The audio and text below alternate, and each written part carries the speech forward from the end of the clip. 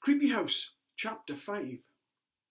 The three boys stood on what appeared to be a rickety wooden platform.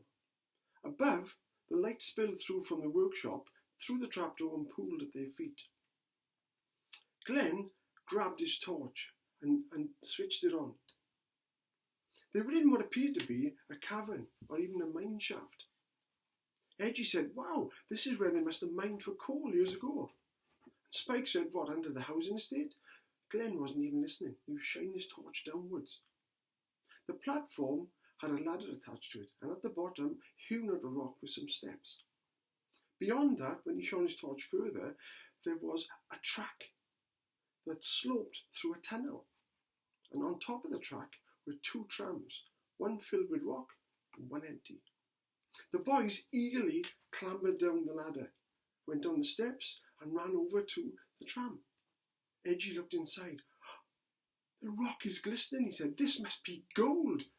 "What, a gold mine?" Glenn said. Spike said, "This is a gold mine." The three of them were jumping up and down. "Let's see where the actual mine is." And Glenn shone his torch down the dark tunnel. "We're going down there," Edgy said. "Come on, it's a bit of fun," Spike added. So they began to walk through the tunnel, following Glenn. Halfway through, and he picked up what appeared to be a lamp which was hitched onto a nail, and there was an old box of matches next to it. He switched his torch off, put it to one side, and lit the lamp. He held it high, and they walked further on.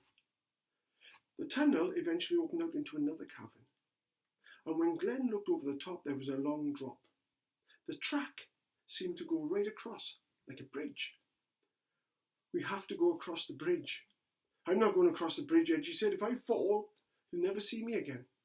Spike said, I totally understand. It is a bit scary. Let's go back and let's go on the tram." "What? Are you nuts?" Glenn said. "It'd be a bit of fun. It'd be like a roller coaster." So they walked back up the slope. They found the empty tram and they all jumped in with a lamp. They heard a long, hollow growl.